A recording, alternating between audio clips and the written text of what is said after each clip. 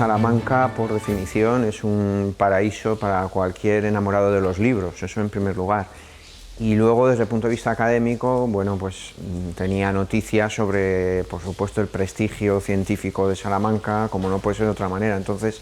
para un joven de 18 años, la posibilidad de venir aquí a estudiar era un sueño y se hizo realidad.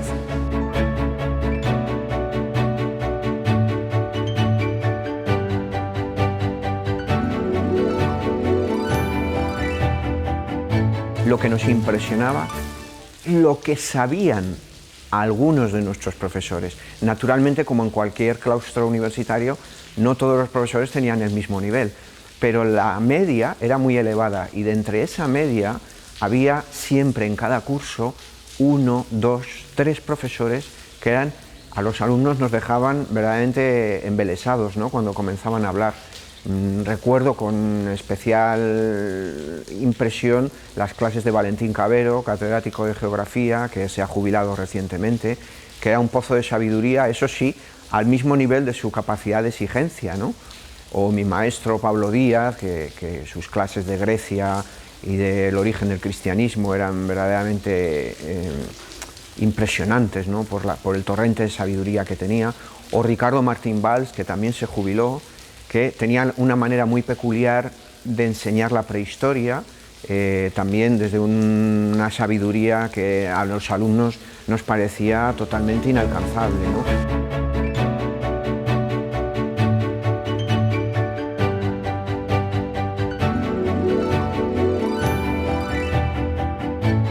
Un colegio mayor, en el caso de Fray Luis de León, no era una excepción. Ya tenía una larga trayectoria de organizar cuestiones sociales como ciclos de cine, que a veces se convertían en maratones de cine, ¿no?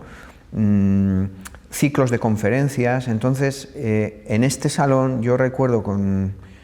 bueno, no puedo evitar cierta emoción al recordar que justo cuando estaba en primero de carrera se produce la caída del muro de Berlín. La perestroika y la glasnost era algo que comentábamos todos los estudiantes. Teníamos una sala de prensa donde teníamos toda la prensa nacional y allí discutíamos de política. Había gente de muy distintas tendencias, gente afiliada, gente no afiliada, a espectros desde la extrema derecha hasta la extrema izquierda, pasando por todos los partidos, digamos, de centro derecha o de centro izquierda.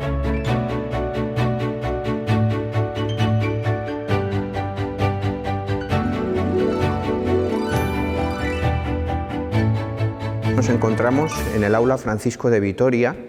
dentro del edificio histórico de la Universidad de Salamanca, y bueno, para mí es un sitio muy especial, muy entrañable, porque cuando tenía 25 años defendí mi tesis doctoral en esta misma sala. Mi director de tesis fue Pablo Díaz, profesor catedrático de aquí, de la Universidad de Salamanca, y la tesis trató sobre la hagiografía visigoda, es decir, las vidas de santos, en concreto una de ellas, la Vita Emiliani, lo que hoy es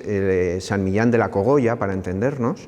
desde una perspectiva académica, de historia social, historia económica, historia de las ideologías,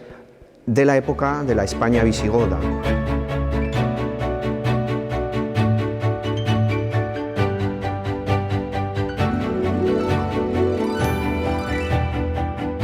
Me ha tocado ir muchas veces al extranjero, es decir, que yo intento inculcárselo ahora a las jóvenes generaciones, a la gente que se acerca a ti o con la que hablas y tienen idea de hacer una tesis, la importancia de ir fuera, ir a congresos en el extranjero. En mi caso, yo tuve la suerte de hacer bastantes estancias breves en Inglaterra, con grandes historiadores como Chris Wickham o Paul Foraker o Brian Ward Perkins, por ejemplo. En el año 2010 fui profesor invitado en la Universidad de Oxford durante varios meses.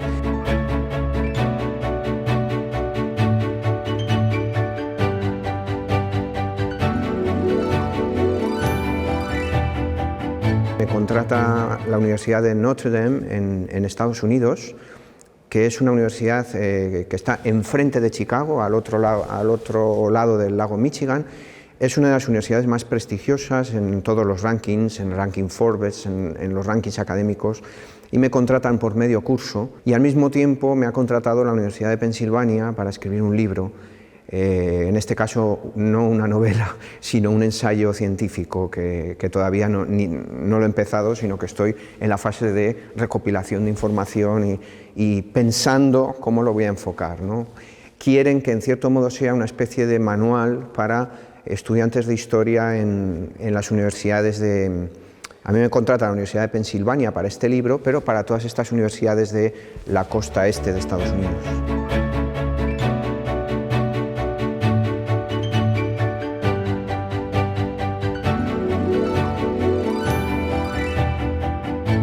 Martyrium, la primera de las dos novelas, relata con personajes que son de ficción, pero también hay personajes históricos, ese ambiente, ese gran cambio para entender la historia de la humanidad, que es el paso del cristianismo de religión perseguida a religión no oficial todavía, porque esa decisión la tomará Teodosio con el catolicismo a finales del siglo IV, pero sí a tener influencia en el mundo romano. Por otra parte, está ambientada en el inicio de la crisis de Roma, que es el hilo conductor que he seguido en la segunda novela, que es Barbarus, que ha aparecido hace unos meses, que trata también la crisis del Imperio Romano, pero desde la perspectiva de los bárbaros, por eso se llama Barbarus. Es decir, en el Imperio Romano, entre finales del siglo IV y comienzos del siglo V, llegan decenas de miles de lo que los romanos llamaban bárbaros, que se agolpan en las fronteras. Entonces, esto que a los que nos están viendo ahora mismo les va a sonar, provocó que las autoridades romanas tomaran distintas decisiones, y yo lo que cuento en la novela es, sobre la base de la historia de dos personajes de ficción literarios, que empiezan la novela como niños y terminarán como adultos, intento relatar de una manera, espero que entretenida, porque la novela tiene que ser en primer lugar entretenida, la novela histórica, y además que al lector le permita aprender la historia de estos bárbaros, cómo fueron tratados por el Imperio Romano, hacinados en campos de refugiados, con una política inmigratoria que recuerda, aunque las circunstancias históricas son distintas y tenemos que ser prudentes, máxime los historiadores profesionales, pero como novelista sí que puedo decir que hay bastantes paralelismos con la situación de la inmigración masiva actual, producto de guerras, producto de hambrunas, etc.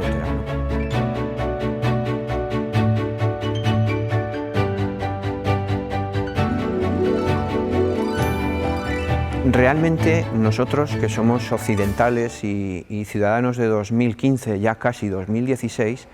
en cierto modo somos romanos. ¿Qué quiero decir con esto? Que a pesar de tantos siglos de distancia temporal, y naturalmente después de muchas transformaciones y de muchas cosas que han pasado en la historia de Occidente, nuestra médula espinal, nuestra matriz cultural, política, jurídica, incluso ideológica, en el mundo de algunas manifestaciones religiosas, en el mundo de las relaciones sociales, contractuales, es decir, debemos a Roma buena parte de nuestro ADN en términos históricos. Naturalmente Roma al mismo tiempo era una simbiosis, es decir, no era solamente el mundo latino, sino que tenía una multitud de etnias, de lenguas, de religiones, y todo eso formaba como un cóctel a lo que llamamos, para simplificar, mundo o imperio romano. En ese sentido es en el que me refiero que somos romanos.